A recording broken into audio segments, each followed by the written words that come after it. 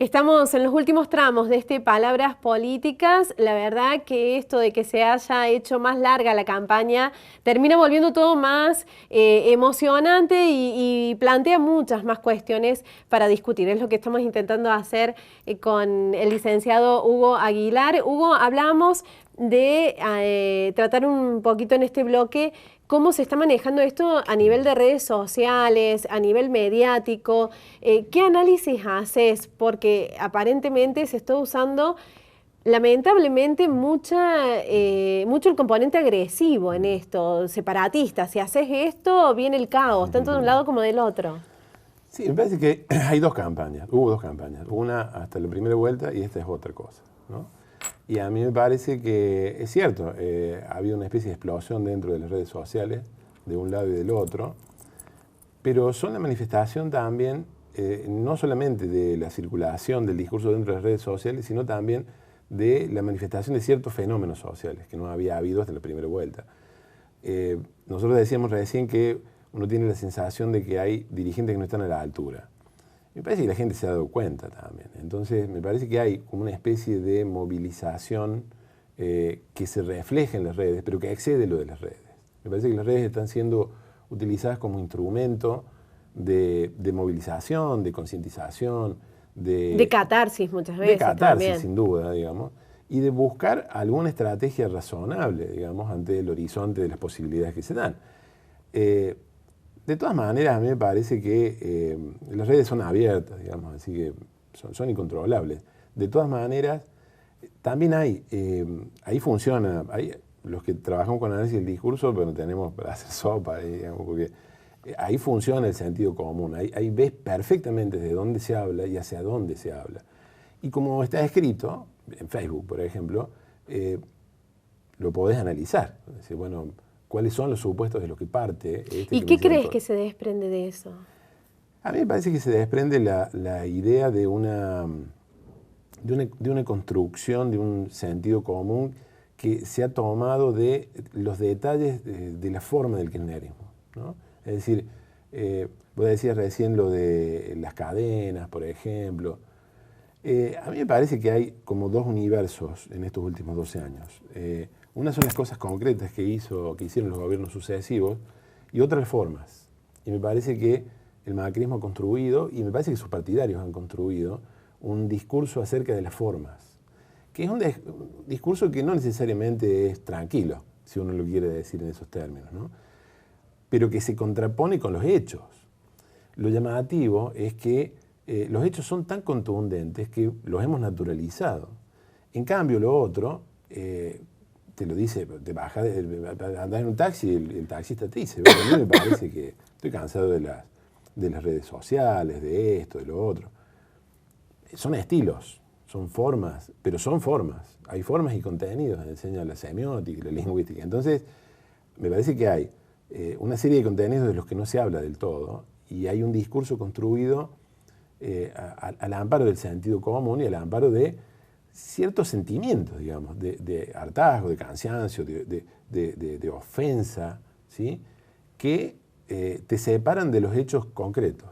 ¿Y no te parece que en cierta medida también se está subestimando el momento de decisión de cada persona en todas estas cosas que se dicen? Es lo que a mí más me salta a la vista leyendo y leyendo y leyendo de uno y de otro lado. A mí me parece que sí, a mí me parece que estos 12 años no han sido inútiles en el sentido de que la subjetividad, es decir, lo que uno piensa, se construye todo el tiempo en relación con la propia sociedad. Y me parece que no estamos como hace 12 años, pero no solamente en términos de condiciones materiales del mundo y de la Argentina, sino lo que los marxistas llaman las condiciones subjetivas, es decir, la gente piensa el mundo, mira el mundo desde un lugar que tiene que ver con esta experiencia de estos 12 años también, mucha gente. Entonces, a mí me parece que estos fenómenos de movilización exceden lo que por ahí algunos dirigentes creen que la gente puede hacer.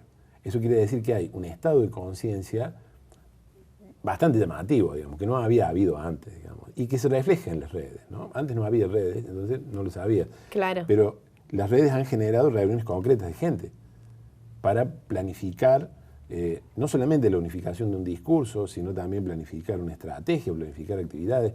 Cuando vos hablabas de la gente del CONICET que va a armar el evento de mañana, sí. Se planteó de una convocatoria en las redes a una reunión concreta y a una serie de propuestas. Entonces, esto se está multiplicando, me parece a mí, en toda la Argentina, y la gente, yo no sé si está haciendo, si está pasando por encima de los dirigentes, pero me parece que la gente tiene mucha conciencia de lo que se está jugando en esta elección, y me parece que el reflejo de eso es esta suerte de movilización popular que va por encima de las banderas políticas, te diría yo, por encima de los embanderamientos, ¿no? Es decir, uno es esto, lo otro, pero me parece que hay como un estado de conciencia que atraviesa eso también, que no es tan así como lo plantean blanco y negro.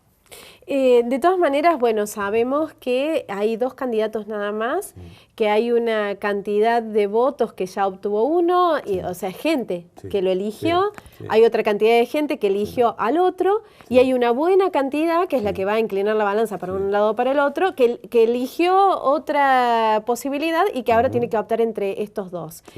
Esta forma de relacionarse en este tiempo de campaña entre estos dos colectivos, ¿crees que captan la atención de esta otra parte? ¿Lo ahuyentan? ¿Lo cansan? A mí me parece que no es lineal. A mí me parece que no es lineal, porque me parece que, por ejemplo, los votos de masa, la composición de los votos de masa, esos que están ahí, y no sé, habría que ver cuál es la composición de esos votos. Entonces, y de la misma forma los otros, es decir, la cantidad de votos de Macri son de Macri puros, y me parece que no, digamos, me parece que no. Y los votos de Scioli son solamente del Frente para la Victoria, tampoco. Entonces me parece que hay como una transversalidad, digamos, en la composición de los votos de esos 3 candidatos, digamos, y que se va a reflejar en alguna definición o en alguna decisión. Pero me parece que no es simplemente los votos que quedaron afuera de la segunda vuelta, ¿dónde van?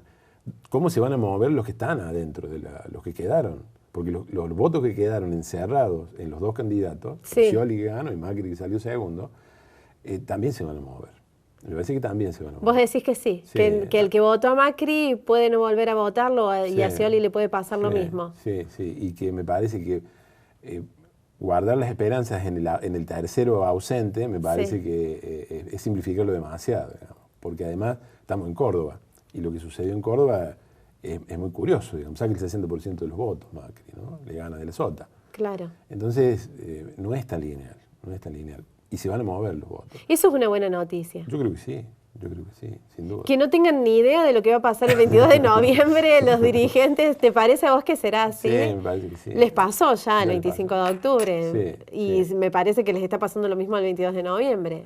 Porque precisamente cuando la gente tiene conciencia de lo que se está jugando, gana el calle, se moviliza, digamos. No se queda en su casa y espera a ver qué es lo que sucede, en general. Entonces, me parece que se ha hablado mucho durante estos 12 años de la batalla cultural. La batalla cultural pasa por ahí. La batalla cultural no pasa por Montaner sí o Silvio Rodríguez no. Pasa por ver si las personas que vivimos en la Argentina somos capaces de tomar conciencia de la realidad en la que vivimos o no. Me parece que ahí se gana o se pierde la elección. Si nos damos cuenta de dónde estamos, qué logramos y qué podemos perder, será uno el resultado. Ahora, si no nos damos cuenta, se va a complicar. ¿Te preocupa esta agresividad que hay en algunos casos en los mensajes? Pero es curioso, digamos, lo de la agresividad, porque la agresividad está construida a partir de la descripción del enunciador.